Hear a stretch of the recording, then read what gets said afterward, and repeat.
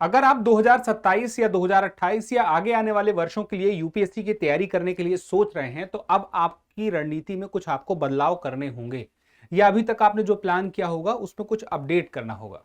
बहुत सारे तरीके होते हैं तैयारी करने के, लेकिन आपकी तैयारी आप करेंगे जब जब आप अगर डिसाइड कर रहे हैं तो उसमें कुछ सुझाव भी देना जरूरी हो जाता है।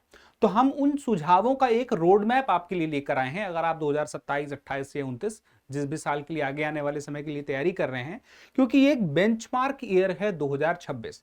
2026 से अब जो पीवाईक्यूज देख के तैयारी की जाती थी, उसमें एक साल का 2026 का भी पेपर देख लिया जाए तो उसके हिसाब से अब तैयारी की रणनीति बनानी पड़ेगी। और इस वीडियो का मकसद यही है कि आपकी यूपीएससी की तैयारी इस हिसाब से हो जिस हिसाब से यूपीएससी आगे बढ़ना चाहती है, तो उसी हिसाब से अपनी तैयारी में आप आगे बढ़ें। तो वो सभी विद्यार्थी जो अपनी तैयारी अब शुरू करने के मूड में हैं, तो चलिए हम शुरू करते हैं। सबसे पहले बात, ये सिर्फ 2027 के लिए नहीं है, 2028 के लिए भी है और इसके अलावा आगे आने वाले वर्षों के लिए। बस आपको क्या करना है कि जो मैं बताऊंगा उसमें समय आपको बढ़ा लेना है। सबसे पहले बात करें कि हम 2026 के यूपीएससी एग्जाम से क्या समझते हैं और आगे उसे कैसे अप्लाई करना है। तीन बातें हैं। पहला है कि इंटरलिंकिंग अब करनी ही पड़ेगी, जैसे कि current affair, environment, science and tech, economy. इस प्रकार के इंटरलिंकिंग से ही आप अपने आप की तैयारी को फायदा पहुंचाएंगे। मतलब आप ये सोच लें कि मैंने सिर्फ पॉलिटी पढ़ लिया तो अब मुझे इससे किसी से कनेक्ट करने की जरूरत ही नहीं है, या तो मैंने भूगोल पढ़ लिया है तो भूगोल अलग चीज होती है, आईआर अलग होता है। तो ऐसे काम नहीं चलेगा, आपस में इसका संबंध ढूंढना पड़ेगा। लेकिन ये ऐसा नहीं हो जाएगा कि डे वन से आप पॉलिटी पढ़ना बैठेंगे और उसके बाद आप कनेक्शन ढूंढने लग जाएंगे। ऐसा नहीं होगा। पहले आपको वो स्टैंडर्ड चीजों को खत्म करना ही पड़ेगा, उसके बाद आपकी समझ बननी शुरू होगी उस विषय में। तो पहले समझ बनानी है, नींव मजबूत करनी है, फिर आगे बढ़ना है। दूसरा पॉइंट है इनडायरेक्ट फ्रेमिंग, यानी कि सवाल अब सीधे जब नहीं पूछ रहा है तो आप जब भी कोई टॉपिक पढ़ें तो उसको अलग अलग आयाम से सोचें। जैसे ये जो बात है जो मैं पढ़ रहा हूं, ये क्या है, ये क्यों है, ये कैसे है, किस लिए है। ठीक है, तो इस तरह के जब सवाल आपके सामने होंगे, इन सवालों को दिमाग में रख के जब आप कुछ टॉपिक तक पढ़ेंगे तो ज्यादा बेहतर तरीके से आपको ध्यान में रहेंगे। आप ये सब चीजें करते हैं, बस इसे अब अरेंज करना है। उसके बाद प्रीलिम्स और मेंस दोनों विषय का अब एक विलय भी हम देखते हैं कि जैसे कि मैंने उदाहरण दिया था कि अभी तो चलिए देखने को आ रहा कि एथिक्स और पब एड को मिलाकर कोई सवाल तैयार कर दिया जा रहा, लेकिन कल को आप ये समझिए इकोनॉमी का एग्जाम्पल दिया जा सकता है, ज्योग्राफी का एग्जाम्पल दिया जा सकता है। बोला जा सकता है कि इस वक्त आप उत्तरी अमेरिका के इस जगह पर खड़े हुए हैं और यहां से आप यहां जाते हैं और यहां से फिर आप यहां जाते हैं, तो आपको कितने देशों से होकर गुजरना पड़ेगा, कितनी झीलों से होकर गुजरना पड़ेगा, फॉर एग्जाम्पल। तो यहां पे तो फिर देखिए किस प्रकार से उसको पूछ रहा है, पूछने का तरीका बदल रहा है। तो आपको प्रीलिम्स और मेंस दोनों के हिसाब से उसको तैयार करना पड़ेगा। फिर उसके बाद अब तैयारी की जो चरण है वो अलग अलग हैं। अलग अलग चरणों को मिला करके कुछ सूत्र हैं। जैसे कि पहला कि आपको टोटल पढ़ना जो है, एक बार जैसे आपने सारे सब्जेक्ट पढ़ लिए तो कम से कम अगले साल की यूपीएससी तक 4 बार आपका रिवीजन हो जाए। ये तो आपका स्टैटिक के लिए हो गया। अब आप ये जो पढ़ने का तरीका है, इसके लिए सोर्स जो है बहुत सीमित। देखिए अब यूपीएससी ये नहीं कह रहा है कि आपके सोर्स जो है वो ज्यादा हो, अब वो कह रहा है कि जो आपकी गहराई है, किसी भी टॉपिक को जब आप पढ़ें तो उसको गहराई ज्यादा देखने को, यानी कि गहराई आपकी ज्यादा हो। तो ये इस प्रकार से बनेगा। फिर गहराई बड़ी हो गई और ब्रॉडनेस जो है टॉपिक की कम हो गई। अब इसमें भी 3 परतें हैं, प्रीलिम्स के हिसाब से भी पढ़ना होगा, मेंस का एनालिसिस भी देखना होगा और इनकी इंटरलिंकिंग भी करनी होगी। फिर उसके बाद प्रीलिम्स और मेंस जब आप एक साथ पढ़ेंगे तो आपको एक स्ट्रेटजी ये भी लेके चलनी है कि हर चीज प्रीलिम्स में काम नहीं आएगी। ठीक है, हर चीज मेंस में काम नहीं आएगी, तो जितनी प्रीलिम्स के लिए काम आ सकती है, संभावना बन सकती है, उसका अंदाजा लगाना है, बाकी को छोड़ देना है। जैसे कुछ चीजें हैं, एथिक्स है, आपका ऐसे है, वो उतना भी गहरा नहीं पढ़ना है जितने की हमें लगता है प्रीलिम्स में रिक्वायरमेंट हो सकती है। अब अगर हम पूरा रोड मैप देखिए, जून 2026 से मई 2027 तक का लगभग 11-12 महीने का है। शुरुआत से शुरू करें जून और जुलाई की। देखिए अब आपको जैसे भी पढ़ना है आप बिल्कुल अपने तरीके से पढ़िए, जैसा आपको लग रहा है जीरो से वैसे शुरू करिए। लेकिन उसमें भी एक ही शर्त आएगी शर्त क्या होगी, एक बिगनर के रूप में सबसे पहले तो आपको करना ये होगा कि आपको अपना यूपीएससी का सिलेबस देखना पड़ेगा। दूसरा, एग्जाम का पैटर्न क्या है वो देखना होगा। फिर तीसरा, आपको PYQ देखने होंगे। ये 3 चीजें करनी ही करनी होंगी। तो जब आपको ये 3 चीजें आप करेंगे तो अब आपके लिए बेस ईयर, जैसे मैंने क्या कहा था, 2026 तो महत्वपूर्ण रहेगा। इसका मतलब ये नहीं कि पीछे के साल, क्योंकि उस तरह के सवाल तो अभी भी आ रहे हैं, तो पीछे के सवाल आपको देखने हैं। वो यूपीएससी की अप्रोच आपको इंटीग्रेटेड समझनी होगी। लेकिन सिलेबस आप जब देख लेंगे, PYQ देख लेंगे, तो आपको कोई टॉपिक कहाँ कैसे पढ़ना है, कितनी गहराई तक पढ़ना है, उसका एक अंदाजा लगना शुरू होगा। तो नींव बनाने के पहले की ये तैयारी है। उसके बाद फिर अब आगे क्या करना है कि यहाँ पे अगस्त से लेके अक्टूबर तक अब आप सारे सब्जेक्ट को, शुरू में तो आप जून और जुलाई में जैसे कि NCERT जो बेसिक होती हैं 6 से 12 तक की, वो आपकी एकदम बेसिक मजबूत करेंगी। तो उसको हो सके तो पढ़ लीजिए, 1 बार नहीं, 2 बार नहीं, 3 बार नहीं, आप सीधे सीधे NCERT पढ़िए, कोई दिक्कत नहीं है। या फिर आपको लगता है NCERT में ज्यादा समय लगता है, तो कुछ ऐसी किताबें मार्केट में आती हैं जो NCERT के सारे सार को इकट्ठा करके आसान भाषा में आपको प्रस्तुत करती हैं। दृष्टि की भी NCERT सीरीज आती है, आप चाहे तो वो ले सकते हैं। फिर उसके बाद देखिए, अब यहाँ पे ना जून और जुलाई में मेंस के बारे में आपको क्या ज्यादा सोचना है। आप बेसिक अपना जो कवर करते जाएंगे ना, जो बेसिक तैयार करेंगे, उससे ही आपका 10% मेंस तैयार हो जाएगा और 90% प्रीलिम्स के लिए वो काम आएगा। अब अगस्त से अक्टूबर की बात करें तो ये स्टैटिक के लिए सबसे महत्वपूर्ण है। इस टाइम पर आपके कितने महीने हुए, अगस्त, सितंबर, अक्टूबर, 3 महीने हुए, और इसके पहले ये जून और जुलाई 5 महीने हुए। कुल मिला के इन्हीं 5 महीनों में आपको अपना जो सब्जेक्ट है, जितने भी कोर सब्जेक्ट हैं, उन्हें पढ़ लेना है। इसके लिए बहुत सारी स्टैंडर्ड बुक्स आती हैं। बुक की मैं लिस्टिंग आपको दूंगा तो आप बोलेंगे कि मैं आप पे थोप रहा हूं, लेकिन आप अपने हिसाब से जो आपको लगता है कि ये स्टैंडर्ड बुक्स है, इसको मुझे पढ़ना चाहिए, आप उसको ले सकते हैं। लेकिन यहां पे बात मैं यही कहूंगा, यूपीएससी के सिलेबस को कवर करने वाला हो, ऐसी भाषा में हो जिस भाषा में आपको समझ में आ जाए, कठिन शब्दों को सरल भाषा में उसमें समझाया गया हो, वो जब मिलेगा आपको, उसके साथ सवाल मिलेंगे प्रैक्टिस के, तब बात बनेगी। तो आप स्टैटिक को पूरा पढ़ लीजिएगा। तो जैसे ही आप स्टैटिक को पूरा पढ़ेंगे, आपको मेंस के लिए अभी एफर्ट्स नहीं भी देंगे तो अपने आप 30% तो मेंस का आपका, मैं एक कोई परसेंट फिक्स देके नहीं कर रहा हूं, एक मोटा अंदाजा बता रहा हूं कि वेटेज किसका ज्यादा है। अभी आप जो कुछ पढ़ रहे हैं प्राइमरी लेवल पे प्रीलिम्स के लिए ज्यादा फायदेमंद है, मेंस के लिए भी है। लेकिन उसके बाद जैसे नवंबर दिसंबर आएगा, अब आपका रिवीजन जो है, ये पूरा स्टैटिक आप कवर कर चुके होंगे, रिवीजन की तरफ बढ़ेंगे, और रिवीजन के साथ साथ में करंट अफेयर के लिए भी अब आपको हर दिन पढ़ते जाना है। शुरू में आप हो सकता है हर दिन ना पढ़ें, लेकिन एक समय आएगा जब आपको मंथली कंपाइलेशन तो पढ़ना भी होगा और रेगुलर पढ़ना होगा। अगर आप शुरू से रेगुलर पढ़ सके तो और अच्छा है। शुरू में करंट अफेयर ना पढ़ने की सलाह मैं इसलिए दे रहा हूं क्योंकि करंट अफेयर अब सिर्फ करंट अफेयर नहीं है, स्टैटिक से जोड़ के ही सवाल आएगा। आप जब तक स्टैटिक पढ़ेंगे नहीं तब तक वो करंट अफेयर आपको समझ में आएगा नहीं। तो जब तक आपकी नींव मजबूत नहीं होती है, आप करंट अफेयर चाहे तो ना शुरू कीजिए, या फिर आप कर सकते हैं तो बहुत अच्छी बात है, बुराई नहीं है।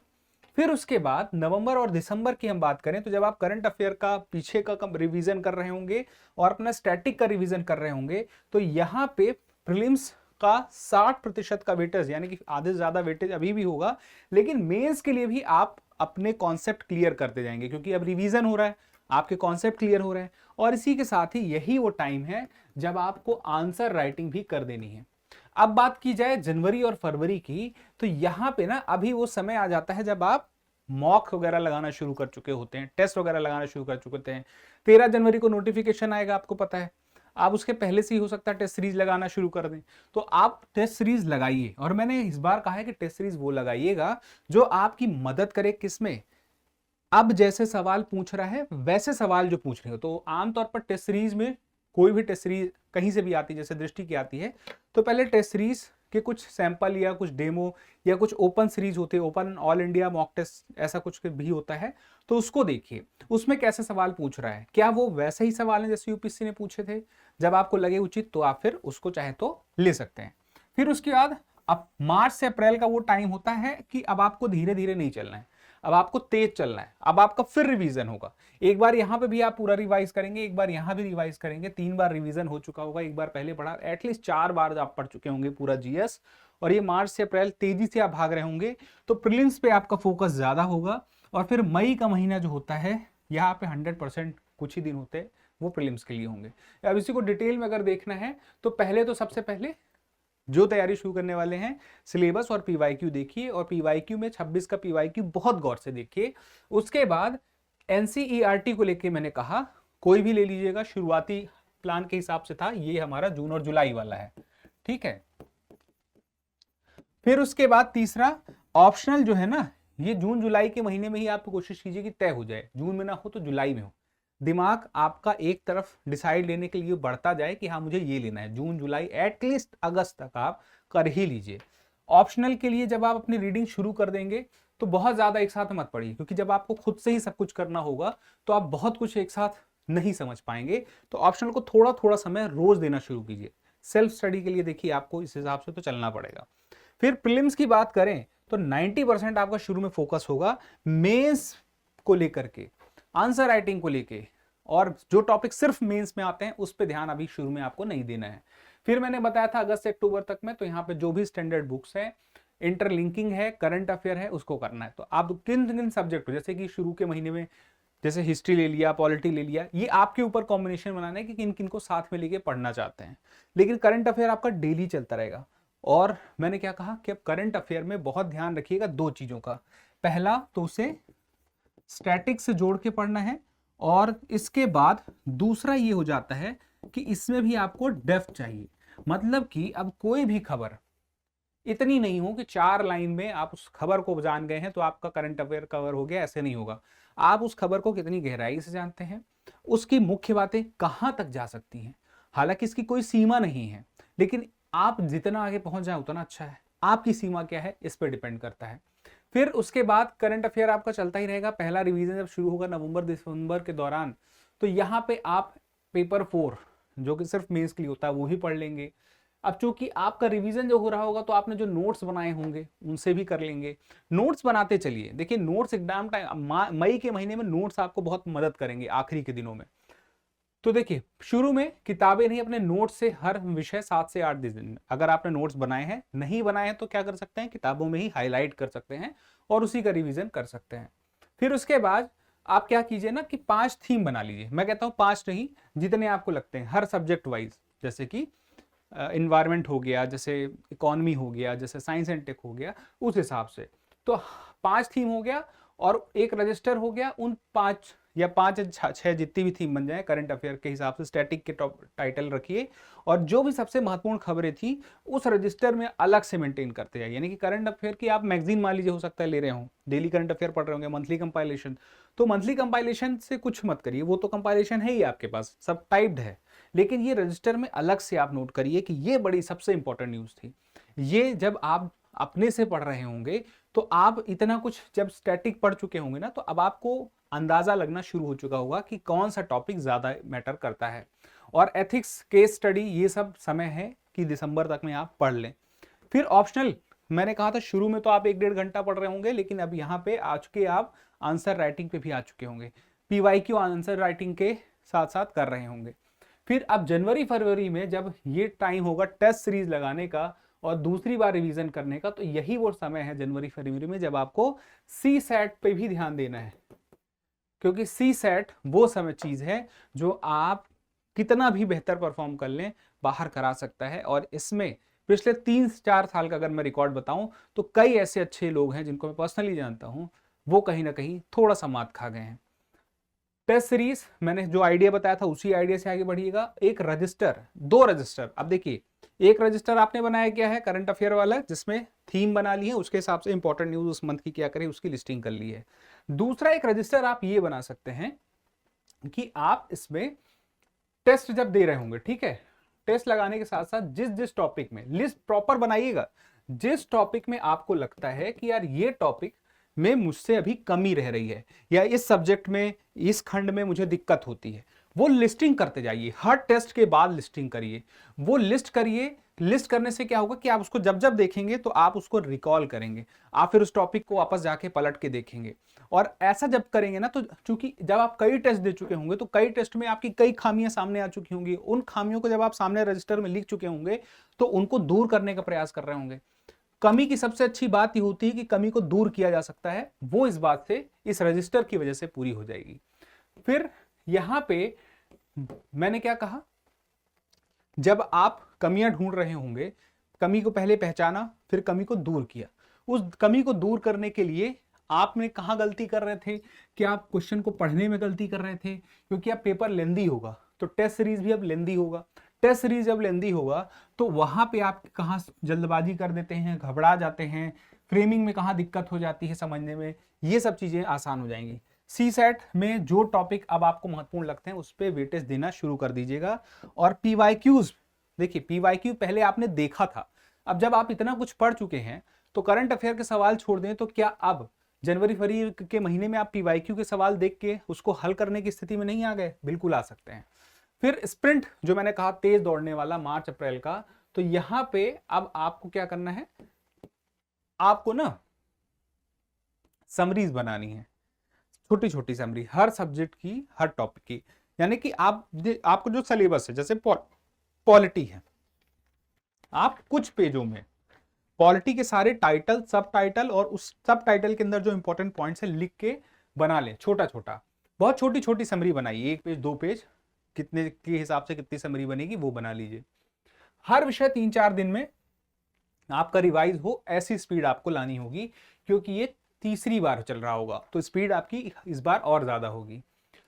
अब मॉक टेस्ट डिवाइड कीजिए, शेड्यूल बनाइए, रैंडम मत दीजिए कि आज दिया कल नहीं दिया, हर कुछ कुछ दिनों में मॉक टेस्ट देना है, कितने अल्टरनेट डेज पे वो देख लीजिए। करंट अफेयर जो है, अब चूंकि ईयरली कंपाइलेशन भी आ जाता है साल के शुरुआत में, वो ईयरली कंपाइलेशन भी आपको देखना है। और उसके साथ ही निगेटिव मार्किंग के लिए, अब ये बात आपको यहीं, क्योंकि आप टेस्ट दे रहे होंगे तो अब आपको ध्यान में रखनी होगी कि यार टेस्ट के साथ मुझे समझ में आ गया है कि निगेटिव मार्किंग में सारे सवाल अटेम्प्ट नहीं करने हैं, गलती हो सकती है, जुआ नहीं खेलना है। जहां तक आपको लगे 2 ऑप्शन में बात लग रही है कि इनमें से एक हो सकता है, वहीं तक जाने की कोशिश करें, क्योंकि अब गलती करने के चांस ज्यादा होंगे अगर इसी तरह से सवाल आएंगे तो। फिर उसके बाद ऑप्शनल की, जो आपने पहले पढ़ाई की, फिर कुछ कुछ 1-1 1.5 घंटे हर दिन देते जा रहे थे, तो पहले पढ़ा, फिर आपने आंसर राइटिंग की, फिर उसके भी पीवाईक्यूज लगाए, तो ऑप्शनल अब आपका देखिए पूरा तैयार हो चुका है। तो अब आप प्रीलिम्स के बाद जब आपके पास सीमित समय होता है, लगभग 2.5-3 महीने का, उसके अंदर आप लोड नहीं लेंगे, ऑप्शनल सिर्फ रिवाइज ही कर रहे होंगे। अब मई का महीना जब आएगा तो आपको छोटे छोटे सब्जेक्ट के टेस्ट देने हैं और लगातार टेस्ट ही देने हैं, ये ज्यादा समय आपको देना है। और मई के महीने में ऐसा नहीं कि एग्जाम के 1-2 दिन पहले आप नींद पूरी ले रहे हैं और उसके पहले नहीं ले रहे हैं। मई के महीने में ना एक रूटीन बना लीजिए कि जब जिस दिन आपका 23 मई को एग्जाम हो, माइंड आपका सेट हो, आपका जो माइंड का क्लॉक है वो पहले से सेट हो कि हाँ इतनी मेरी नींद पूरी है, अब मैं एकदम फ्रेश माइंड से पेपर अटेम्प्ट कर रहा हूं। फिर उसके बाद आखिरी के 7 दिन में तो देखिए आपको जो भी आपके शॉर्ट नोट्स आप शुरू में बनाए थे, जो हाईलाइट किए थे, उसको बहुत स्पीड से पढ़ना या रिकवर करना, आपको रिवीजन करना जरूरी हो जाएगा। और आखिरी के 2 दिन में तो आपको कुछ नहीं पढ़ना है। अब मैं आपको इस बात पे और डिटेल में बात करूंगा और गहराई में जाऊंगा और लंबी डिस्कशन हो जाएगी। ये एक मैंने खाका, जिसको हम बोलते हैं ड्राफ्ट तैयार किया है, जब आप अपने तरीके से इसको कवर करना चाहेंगे। ठीक है, एग्जाम की रात को तो भाई और जल्दी सो जाना, नींद नहीं आए तब भी। और करंट अफेयर्स की तैयारी में हम थोड़ा सा भी डिस्कस कर लें तो डेली करंट अफेयर एटलीस्ट 1 घंटा आपको देना होगा। ये शुरू से कर सके तो बहुत अच्छा है, नहीं तो पहले न्यू मजबूत कर लीजिए 1-2 महीने बाद से, लेकिन रेगुलर आ जाइए। फिर हर न्यूज को स्टैटिक से जोड़िए। अब एक आपके पास जैसे बुक होगी या शॉर्ट नोट, जो भी आप नोट्स बना रहे होंगे, तो 2 तरीके हैं। करंट का नोट्स अगर बना रहे हैं तो उसमें स्टैटिक के टॉपिक लिखते जाइए। स्टैटिक के टॉपिक में इस साल क्या कुछ चर्चा में रही, साइड में खबरें, उनको 2-3 वर्ड में लिखते जाइए, मेंशन करते चलिए। तो जब जब आप रिवाइज करेंगे ना स्टैटिक का, जब आप 4 बार रिवाइज करेंगे तो साथ साथ में आप उस टॉपिक को वहां लिस्टिंग भी करते जा रहे हैं, उस टॉपिक का करंट वहीं पे मेंशन कर दिया है, तो आप उतनी बार करंट का भी रिवीजन इनडायरेक्टली कर चुके होंगे और ये आपको बहुत फायदा देगा, कॉन्फिडेंस आपका बढ़ाएगा। मंथली मैगजीन कंपाइलेशन लीजिए, दृष्टि का मंथली मैगजीन कंपाइलेशन बेस्ट है, आप उसका इस्तेमाल कर सकते हैं। थीम वाली बात मैंने आपको बताई थी। और उसके अलावा जो एनुअल होता है कलेक्शन कंपाइलेशन, वो लीजिए, और करंट का भी कई बार रिवीजन।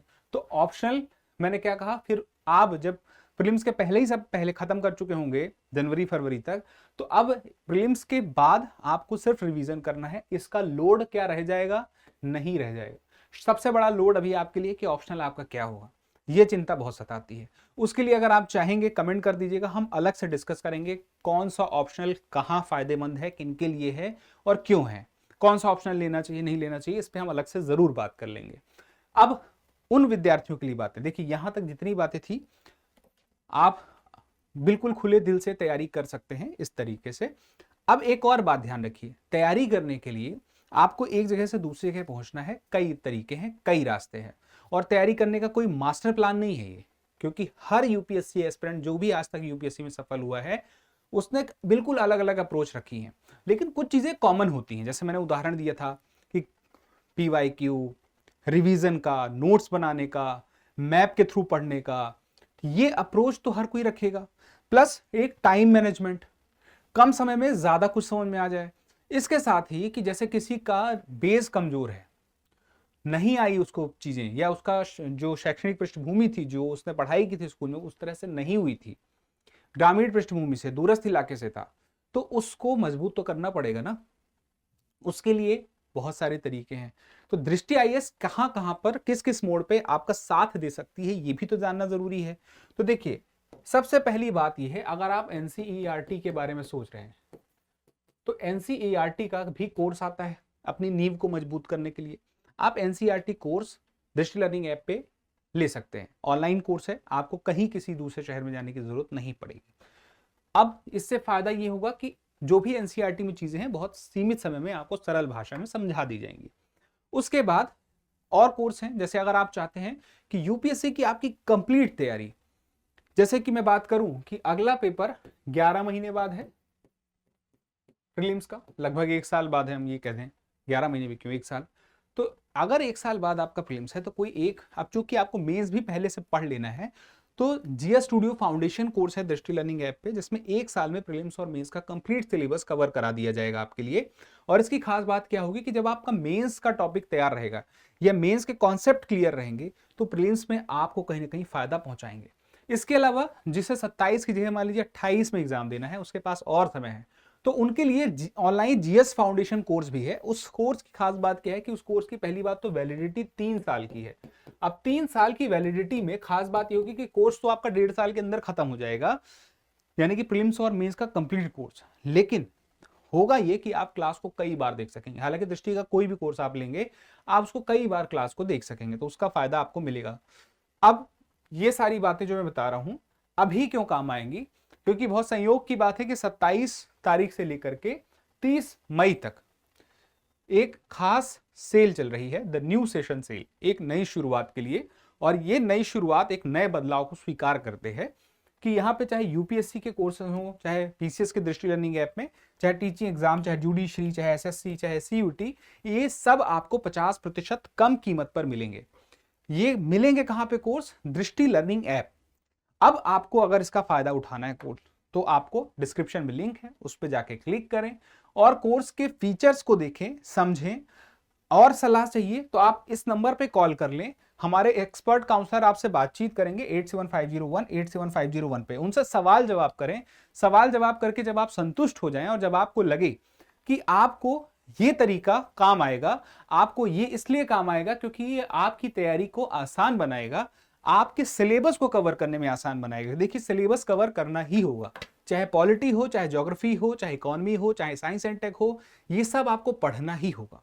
तो पढ़ने का कौन सा तरीका आप चुनेंगे, कौन सी आपकी सहूलियत के हिसाब से ठीक पड़ेगा, कौन सा आपका समय बचाएगा, कौन सा आपका टाइम मैनेजमेंट कर सकेगा, ये आप पर है। लेकिन अगर आप साथ लेना चाहते हैं तो ऐप पर ये सारी चीजें मिल जाएंगी, फीचर्स सारे मेंशन्ड हैं। अभी ये खास बात है कि ऑफर 50% का सीमित समय तक के लिए है, ये लाभ आप ले सकते हैं। डिस्क्रिप्शन में लिंक है, सारी बातें मैंने बता दी हैं। बाकी अगर आप चाहेंगे तो ये जो पूरा प्लान है उसमें कुछ चीजें और ऐड कर दूंगा कि क्या आपको नहीं करना है, ये भी पता रहे।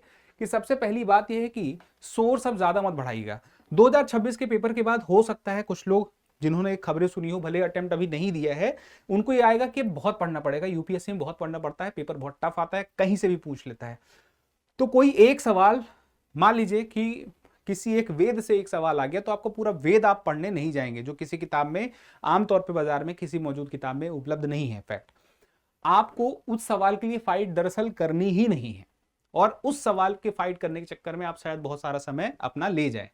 आपको उन्हीं सवालों के लिए फाइट करनी है जो सबके लिए डुएबल होंगे, क्योंकि फाइट उसी पे होगी। और ऐसे सवाल लगभग 80 के आसपास 100 में से सबके लिए रहेंगे। आपको उस 80 के लिए अटेम्प्ट लेना होगा, ये एक अंदाजा आप लगा के चल सकते हैं अभी यूपीएससी जिस माइंडसेट में आ गया है। तो बहुत ज्यादा स्रोत पढ़ने से अच्छा है जो भी स्रोत पढ़े उसको गहराई से पढ़े, उसका इंपॉर्टेंस कितना है उसको आप समझें, सिलेबस को पूरा कवर करना ही होगा, मॉक टेस्ट देते रहें और उसको एनालाइज भी करें। सी सेट को आप समय रहते साल की शुरुआत में जनवरी फरवरी तक में पहले ही कवर कर लें। ऑप्शनल जो है प्रीलिम्स के पहले जब आप फ्री हो चुके होंगे, कवर कर चुके होंगे, तो सिर्फ रिवाइज करना रह जाएगा। और यूपीएससी 2027 हो या 28 हो या 29 हो, आप उसके लिए कोई भी पैटर्न को प्रिडिक्ट मत करिए, ये मैं खास सलाह देना चाहूंगा। क्योंकि अगर आपने सोचा कि मैं अंदाजा लगा लूं ऐसा पेपर हो सकता है, तो हो सकता है वैसा ना आए। तो ये मान के चलिए प्रिडिक्ट नहीं करना है पेपर ऐसा आएगा। कैसा कैसा आ सकता है ये ठीक है, लेकिन ऐसा ही आएगा ये ठीक नहीं है। तो यहीं पे वाणी को विराम देता हूं, मिलते हैं अगले सेशन में। तब तक के लिए क्या करना है, स्वस्थ रहना है, मस्त रहना है, पढ़ते रहना है। धन्यवाद। अब एग्जाम की तैयारी को और बेहतर करने के लिए हमारे चैनल को लाइक, शेयर और सब्सक्राइब करना ना भूलें।